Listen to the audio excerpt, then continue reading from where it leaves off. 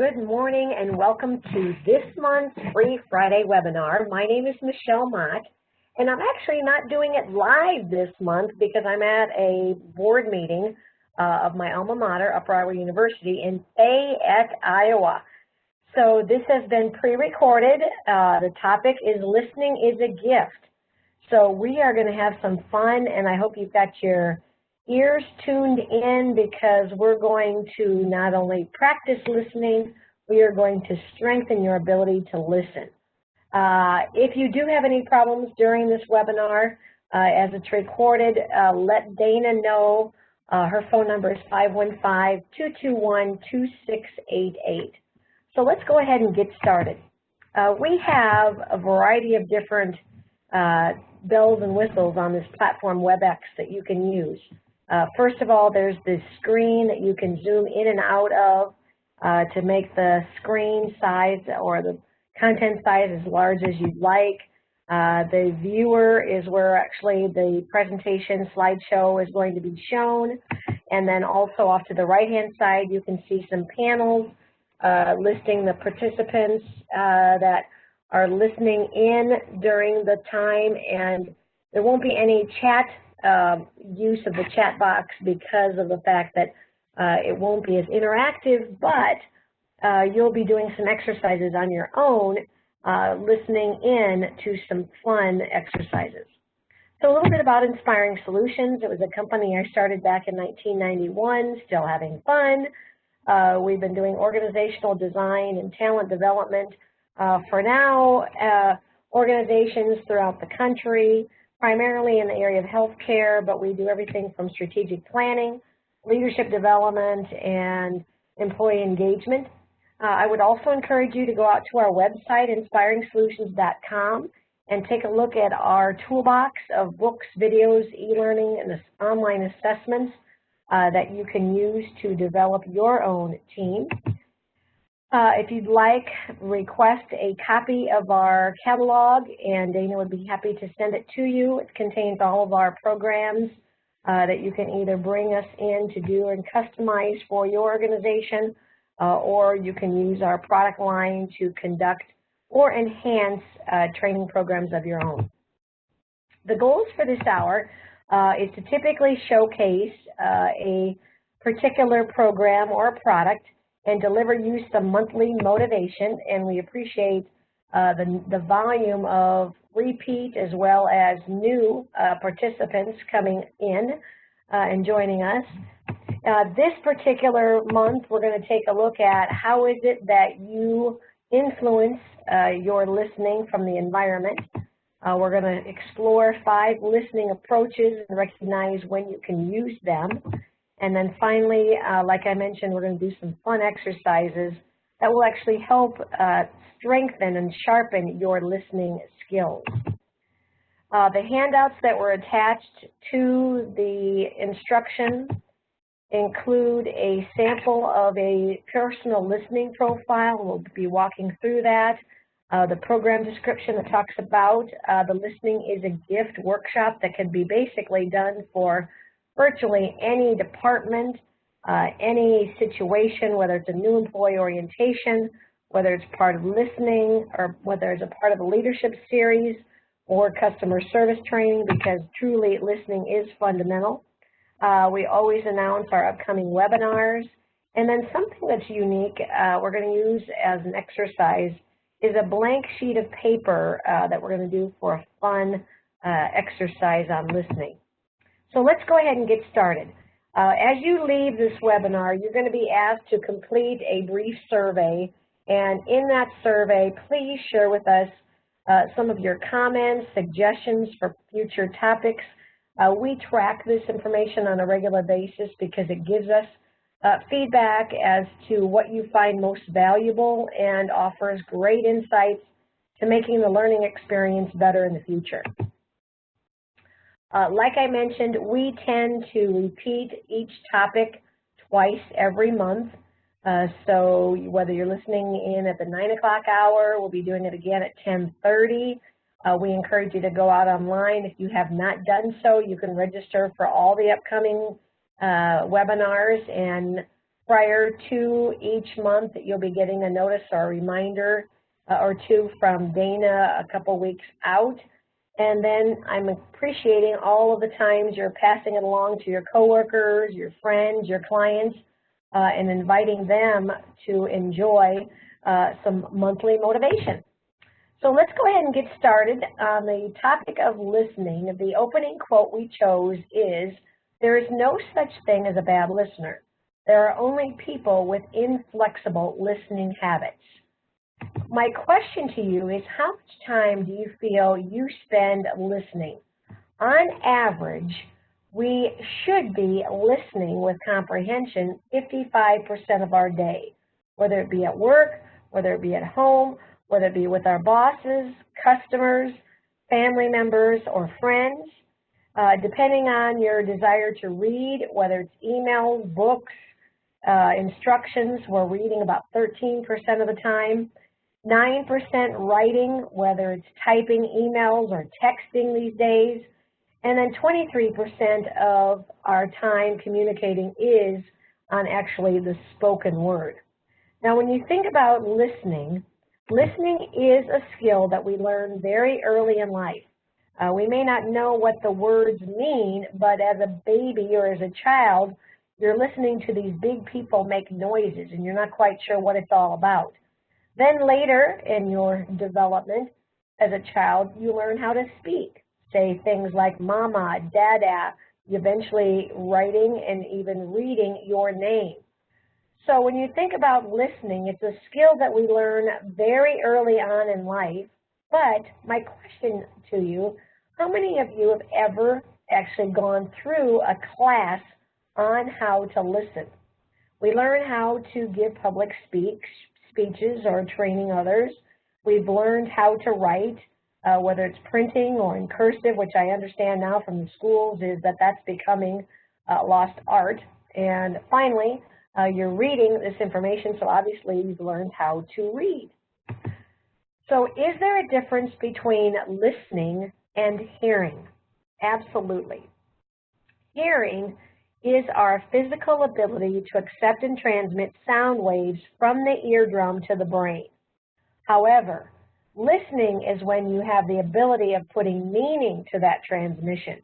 You are hearing all of the time. However, you are only listening with comprehension to what is being transmitted on a very limited basis. Why don't we listen? Well, consider this. We speak at an average of 150 words per minute, but depending on if you're from the South, you might talk slower. If you're from the East Coast, you might be talking fast. We listen, however, at a very rapid rate. You may be familiar with when commercials, drug commercials in particular, have those disclaimers. They talk very quickly about some side effects include blah, blah, blah, blah, blah, blah, blah, and they say it at a much rapid rate. You can understand it, but it's sometimes a little bit annoying if it's always that rate, which if you do the math, you take 150 from 500, and that leaves 350 words per minute that you have idle time, and then, therefore, we tend to tune out. What affects our listening ability? The first barrier is the environment itself. Now, you might be listening in your office. There might be background noise. You might be sitting in a cubicle environment where you're hearing other people talk on the telephone or people in the hallway. Maybe you're listening from your home, or some of you might even be listening in your car. There's background noises. You might be getting interruptions.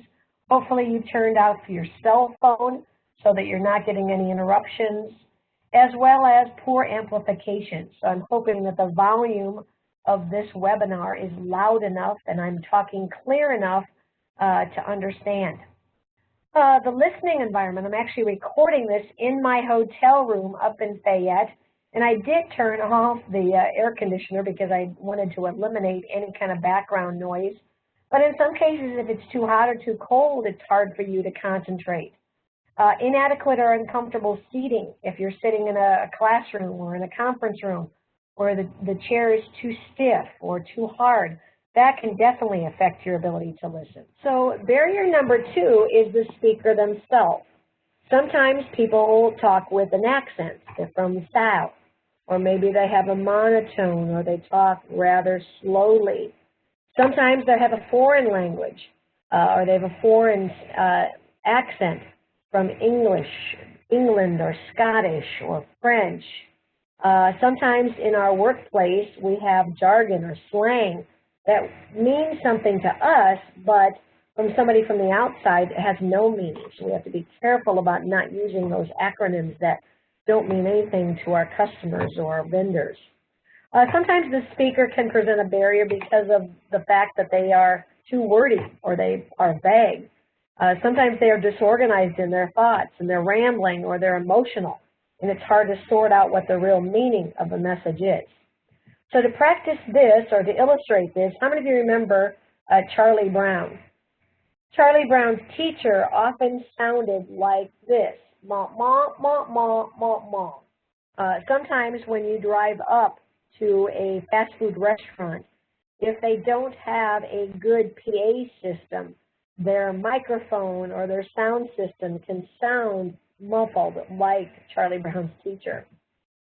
We're now going to do a paper exercise, and like I mentioned, you need to have a blank 8.5 sheet of paper. We are going to tear it, so hopefully it's a piece of paper that you won't be needing. I'm going to share with you verbal instructions, and then afterwards we're going to find out how well you followed my instructions to fold and tear a piece of paper a number of different ways to match the desired model. So are you ready? Get set. Good luck. First of all, hold the sheet of paper vertically and fold in half from the top down. Secondly, tear off the lower left corner. Step 3, fold the left half over the right and tear off the matching size of the lower right corner. Step 4, fold the top half over the bottom and tear off the matching size of the lower right corner. And the final fold is once again to fold the left half over the right and tear off the matching size of the lower right corner. And now go ahead and unfold your project and compare your results to the model illustrated on the slide. How did you do? That was an exercise that demonstrated the fact that you had no ability to ask questions. You only were able to follow the instructions that I gave you, hopefully understanding the difference between horizontal and vertical, the fold size, as well as how is it that you were able to continue to keep up with the instructions. And then the last barrier that prevents us from listening, by the way, is you. We can't blame communication always on the speaker. I believe that communication is a 50-50. As a speaker, you need to take responsibility to use words and talk in a manner in which the other people will be able to understand you. But as a listener, you also have to be ready by being alert, avoid being preoccupied or uninterested. It's oftentimes difficult for you to focus in on a topic that you're unfamiliar with, or it's a complex subject. Maybe you even have a bias or an opinion about a speaker that makes it difficult for you to truly listen. I'm going to now, in our last exercise, share with you a brief story. I want you to listen carefully, and afterwards I'm going to ask you a few questions to see what you were able to retain. You are the bus driver for the Park Lane Elementary School in Moraine, Missouri. Because the town is so small, it buses children in from a 4-county rural area. All bus drivers are given a certain section of the area and need to establish a bus route that runs in the most efficient manner to conserve gasoline. The children you pick up are located 4 miles north of the school, 2 miles east of the school, and 1 mile west of the school. Those are the facts. Now let me ask you a couple questions. First of all, how old is the bus driver? And secondly, what did the bus driver have for breakfast this morning? Now, you may think, Michelle, I have absolutely no idea. You didn't even talk about age or breakfast. Well, ironically, I have alluded to the answer with my very first sentence. So let me read the sentence to you again. You are the bus driver for the Park Lane Elementary School in Moline, Missouri. If you missed the point that you were the bus driver, only you would know how old you are and what you ate for breakfast. So keep calm and thank you for listening to those fun little exercises to get you warmed up this morning. What are the consequences for not listening at work? Well, one could be that you make a mistake. The instructions to an assignment may affect your ability to get it done accurately or per the instructions given. You might be inefficient, or as a result of making mistakes, you'd have to do a rework. Customer frustration, because if you're not listening to them, they're not going to feel as though you are hearing their concerns, which tends to erode their trust or respect. And it might also lead to a loss of sale or wasting time. The process of listening, although easy, does take a degree of discipline. Like we mentioned already, you have the ability to listen in an environment from focusing in on what's being communicated. It's going to take 3 components. One is your focus, which is your educational, urgent, persuasive, informative, or entertaining. You have to have a motivation or purpose of listening and making sure that you understand the why this information is important. And then finally, behavioral indicators that you use automatically to respond by through gestures. Maybe it's your facial expressions that are evoking emotion based on what you're hearing, whether it's something that's afraid, that's making you happy, sad. And when you think about being on the listening or receiving end, I should say, of someone who's listening, typically you feel as though your needs are being taken into account. You feel more relaxed and open to actually talk to them candidly, maybe even in confidence, and you feel that you can achieve your objectives. So how important is listening to your job? Whether it's relating to your internal coworker communication, listening to the instructions from your boss, or if you're listening, try to understand the needs or situation of your customers. We feel as though like there are 3 factors, like I mentioned, the focus, motivation, and behavioral indicators. We would like to expose you during this webinar to a listening profile.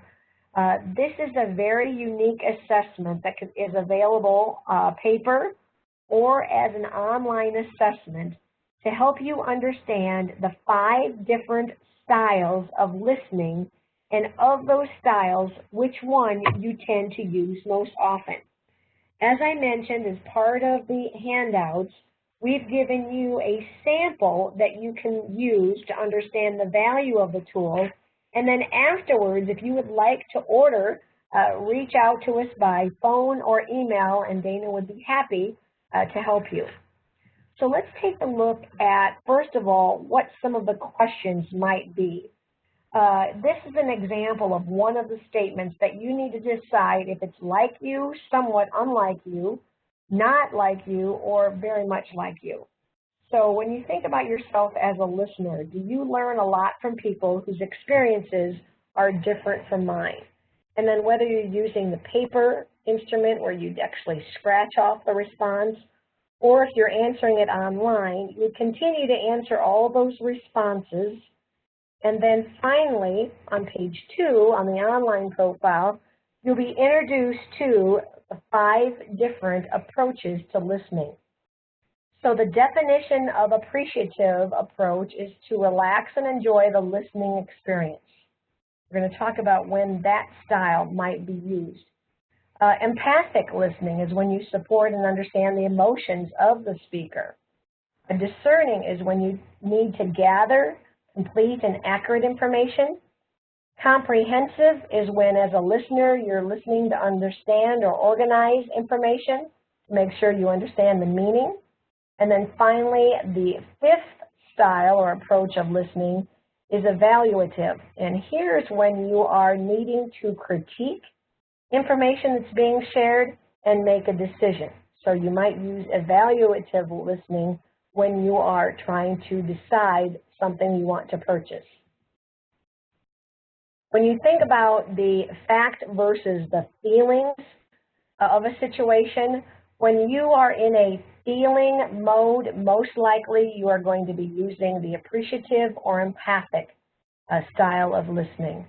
If it's more of a fact-focused conversation, you'd be apt to use the comprehensive, discerning, or evaluative listening style. Now, listening modes, if you take a look at the mode of listening, you first of all, once introduced to a topic or the intent that you're listening to or for, you're going to discern to organize the information. And then that's going to help you sort out if this information is going to need an empathic approach. In other words, if it's going to be important for you to be aware of the listening or being aware of the feelings and the emotions and the needs of the speaker, or if you're going to need to just sit back and kind of appreciate the message through the sounds, the colors, or the language of what's being shared. Then your comprehension kicks in. So once you've been exposed or made aware of the environment or what the speaker or the sounds are, you can make a decision or evaluate. And I think of even at a concert, you're evaluating if you are enjoying the concert. As you are listening to this webinar, you are evaluating the content. Do you understand it? Do you believe it? Are you enjoying the experience itself? So on page 3, you'll see an example of what actually the listening style or graph looks like. It has the 5 different styles listed at the top.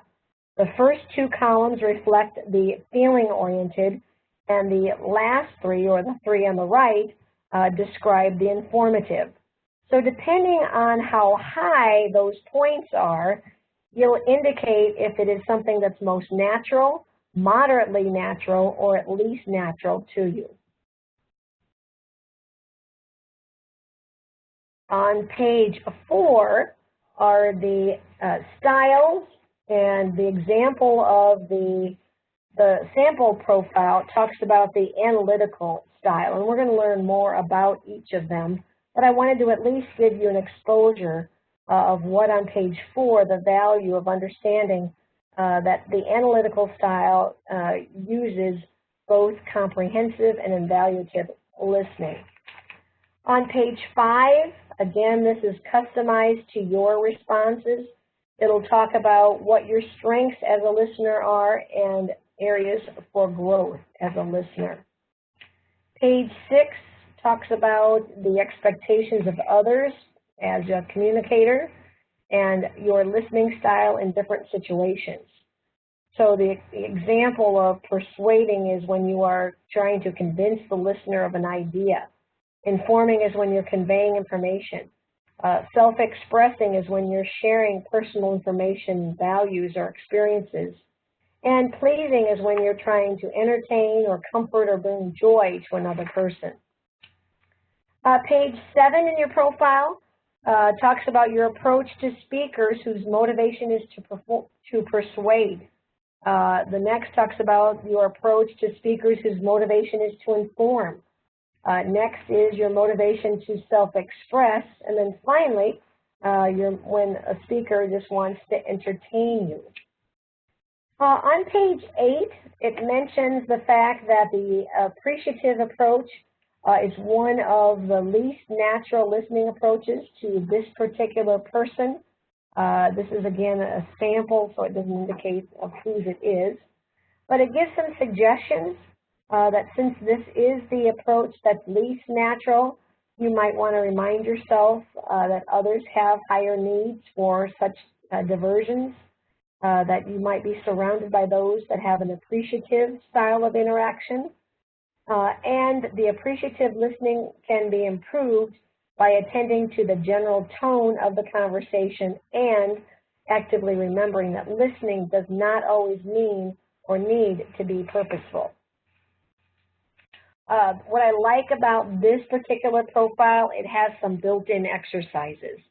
So once you read through the results, you can fill out on page 9 a reflection of what behaviors you exhibit while listening, what are the assumptions that you might be making while you are listening, and what might even help others alter their speaking or listening behaviors to improve communication with you.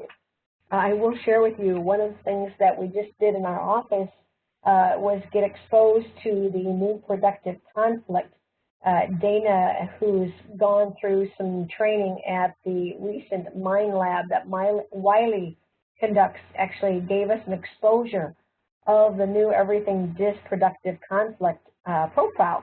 And one of the things that I think it teaches is conflict from the inside out. In other words, being aware of not just what you're doing when you're in conflict, but more importantly, before you behave, why is it that you feel the way you do? And I really think that by being a good listener, you will be able to understand why you might feel the way you do when someone you are in conflict communicates with you. All right, then on page 10 is another exercise to fill out. It gets you to think about people that in your life you would like to improve your communication, and think about when that person has listened to you, which approach do they tend to use? And if you don't know, you can simply use the descriptions on the following pages to best understand which approach they might be. But I think you'll find that once you know a person's listening style, you might even adapt your speaking style. Now let's learn a little bit about each of the different approaches. On page 11 is the approach known as appreciative. When you are in an environment that you want to enjoy, such as a concert, a conversation, a pleasurable event, it could be more personal with your family. The focus is to relax and enjoy the experience. So maybe you're using this appreciative approach today, listening to this webinar. You're motivated to connect with the speaker on more of a casual, friendly basis. A lot of time your motivation is just to kind of sit back and relax and be entertained. Your behavior when you are using the appreciative approach is that you tend to use the entire environment as your I would say, your stimuli. So you might not just be listening, but you might also be listening with your eyes. You might be listening with your heart. So there's all kinds of things that add to that experience. So when you think about the situations where you would use appreciative listening, it might be in a concert. It might be when you're watching television. It might be when you're listening to your radio or your favorite CD or going to a movie. To help you better connect with appreciative listeners, make sure that you're more upbeat. They like animation. They appreciate and show enthusiasm. They want to see your smile. Show your warmth and demonstrate acceptance to them. Be relaxed, lighten up things a little bit, and it helps keep the flow of the conversation light. Use positive body language, which might mean nodding your head, showing some expression with your eyes, getting excited, using stories, and even changing the pace can be a way to better connect with appreciative learners, as well as good old-fashioned humor. The next approach we're going to explore is the empathic listener. These folks tend to operate more from a counseling perspective. A lot of times as a parent, you might use this empathic approach to just help your child or your spouse feel as though you are genuinely concerned for their well-being. Your motivation is to basically just allow the person to vent. They had a rough day, or they've got a problem or a concern, and they want you to help them with that. When you are using the empathic approach, you tend to listen without advising, but ask open-ended questions. In fact, you may remember the men are from Mars, women are from Venus. And this reminds me of one of the things that they suggest that you do with your partner is agree upon if you want advice or if you don't want advice. Because sometimes, ladies, we just vent to be venting. We don't want somebody to tell us what we should do or could do. So in what situations or environments would you use empathic listening? And again, feel free to stay after the class and discuss some of these answers with your coworkers, because it really helps people understand. Now, my thought is that an empathic listener is someone who really just wants to be a friend. They may not want to give advice if that's not appropriate, but they really truly are showing that you care by giving a non-judgmental ear. Some empathic statements that I think are important to know is I'm sorry. I'm sorry that you feel that way. I'm sorry that happened. Or an encouraging, I'm glad to help you. I can check on that for you. I'd be happy to, whether it's an inconvenience or not. And acknowledging that they ask a good question. To better connect with empathic listeners, and again, you can read this on your own, but asking good questions, because it helps them kind of feel as though you are pulling it out of them. They may not be as socially comfortable, but they definitely would like you to share with them in confidence, and I think that's key, how they tend to feel, what they're thinking, and what they'd like you to do. The third type of listening is called discerning. Discerning is when you are learning. So this would be a great example of learning. You are trying to get the complete information that you possibly can. There's no holes or gaps. Something that can help with the discerning approach is to take notes. I know that keeps my mind engaged, it keeps my body focused, and it tends to help eliminate any distractions or confirms you're listening. So can anyone think of other situations besides the learning environment where you would use the discerning approach? All right. And then the next one to help you better connect with discerning listeners, get to the point. They want to know why they need to learn information, be methodical and organized, use clarification to make sure that they are understanding it the first time, the second time. Minimize your distractions, whether it's your phone, whether it's your project. If someone walked into your office and that you are working on a project, ask if they need more time. Verify that they feel as though something was missed. Allow them to take notes and ask if you're meeting their needs. All right, the fourth approach to listening is called the comprehensive approach. The comprehensive approach on page 14 describes, you'll use this style when you take directions from someone. And that could be when you're driving a car, it could be when you are getting technical assistance or in general direction. Your focus is on the sender's intent. And I really do think that it's important, especially when you're not getting feedback, that you are getting you understand the why, basically. So maybe that's going to be helpful for you as you move forward, understanding people's rationale and ask for words for clarification.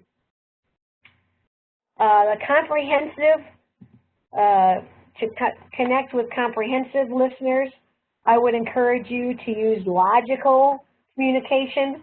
Check in with them periodically to see how they're doing. Don't wait till the very end because they'll want that feedback or that confidence that they're doing right. Provide evidence that what they are doing is improving. Summarize the main points. Now put a number to it. If it's something that they're doing, you can celebrate their victories, tie back their experiences, and finally give more details for what they're working on. The last approach is called the evaluative. Now, the evaluative approach is when you are trying to make a decision and you're kind of skimming the top.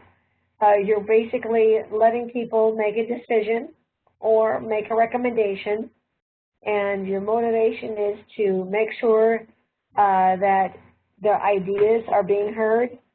I always say employees deserve a feedback. Whether you've agreed with them or not, they want to know the comprehension. So in what ways can you use this for evaluative listening? The next page gives you suggestions to better communicate with evaluative listening.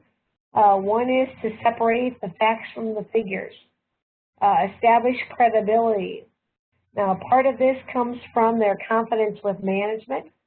So perhaps if you have not gotten this, you might need to share it with your team, internal and as well as external. And then the last page in the profile is the listening mode.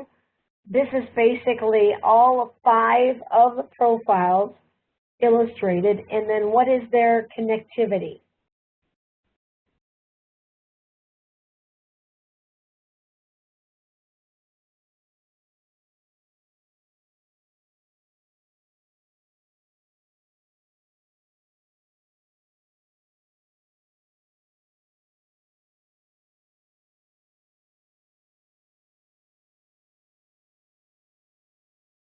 All right, so on page 16 is an overview of the 5 different styles. Whether you are listening for feelings or information, if the mode of communication is receiving, understanding, or judging. And this is just kind of a nice at-a-glance to use so that as a job aid, you know if you need to be creative, receptive, listening for improving the relationship, or from an educational or analytical perspective. When you think about the best types of listeners, politicians tend to use most frequently the evaluative. Sales, when you are listening to a salesperson, because you are trying to make a decision, you are using the evaluative and discerning. Today, you may be using the comprehensive or the discerning style, and at home with your family and friends, you might be using the empathic, so that as they confide in you, you keep the lines of communication open.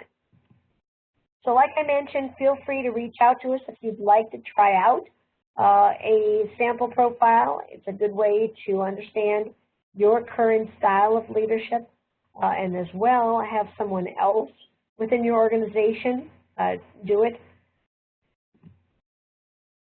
All right, well, I want to close with 7 steps or 7 behaviors for listening that are not in your profile. It's just kind of a bonus and a thank you for listening today. The first is stop talking. I always say that listening is like going to heaven. No one wants to die, but no one wants to stop talking. We want to listen, so we need to be genuinely interested in what they're telling us. Third, give good eye contact, because that gives the other person the impression that you're concentrating on what matters most to them. Remove distractions, and again, seeing there the cell phone is one of the most distracting devices that we now have, and I think we're forgetting about the good old-fashioned face-to-face conversations. Empathize. Empathize means that you have great compassion to their sorrow. On my drive up here today, I had a friend tell me that his mother had passed away. So I asked questions and listened to empathize with his sorrow or his sadness. I think it's important to take a curious approach to listening. And remember to ask the questions and start with the 5 W's and the H. Those that start with who, what, when, where, and why. So until you hardwire those questions in your vocabulary, you may miss out on some very important facts. And then the last is avoid absolutes. One of the quickest ways to diffuse someone's frustration is to label their behavior with absolutes by accusing them of never doing something or always doing something. Typically, whenever you use those absolutes, you can be proven wrong because there may have been a time where they did something or not. So our closing quote ties back to why we call it listening is a gift. If you don't listen to your customers, your employees, your boss, your spouse, or your children, they will find someone who does. So why not make it you? In closing, I want to invite you or encourage you to bring this workshop into your organization. We've given you a program description that gives you the agenda by using the personal listening profile, a variety of different exercises like we did today to help people not only understand their listening style, but also practice the skill of listening. Also, we've included the 6 steps for making a positive phone impression, because when you're listening on the phone, much like this today, you don't have the visual reinforcement, so you can't see the person's reaction to what you're saying. In fact, it's always difficult to do webinars because in a live audience, I can see people's reaction and I can see if they're confused or if they're energized or if they might have a question or not. So if, for instance, you would like to reinforce your listening skills on a team, your listening skills if you spend a lot of time talking on the telephone, this would be an excellent course. It could be done as a training workshop or as a keynote, and like I said, it really could be for anyone, leaders, for customer service, sales, or even as a new employee orientation. Our next month's workshop or webinar is called Serve Up, the 7 Qualities of a Collaborative Culture. This is one of our new programs that we are really excited about. It talks about all of the different qualities of a collaborative culture as a means of assessing how healthy your culture is for providing both good customer service as well as employee engagement. In August, we're going to talk about visionary leadership strategies. September, we're really excited about rolling out a new video. Some of you may remember our Bad Apples training program. Well, that's been completely updated and reproduced, and so we'll be showing that to you in September. October, I believe Dana's going to be teaching you about that new Everything DISC Productive Conflict Profile, so don't miss out on that. In November, we're going to talk about stopping the noise. We figured coming upon the holidays, it'll be important to make sure that you are communicating with a positive can-do attitude. And then our final webinar for the year is learning how to discover strategies to get along and get things done. So with that, I offer our phone number as well as Dana's email for any questions or requests that you have. We'd love to hear from you. And like I said, we'd like for you to take a few minutes as you close out of this webinar. You'll be asked to fill out a brief survey and offer your comments, suggestions for future topics. So that's it for this month's webinar. We truly believe that listening is a gift, and we thank you for listening to us today. Thank you, and make it a great day for yourself and others. Bye for now.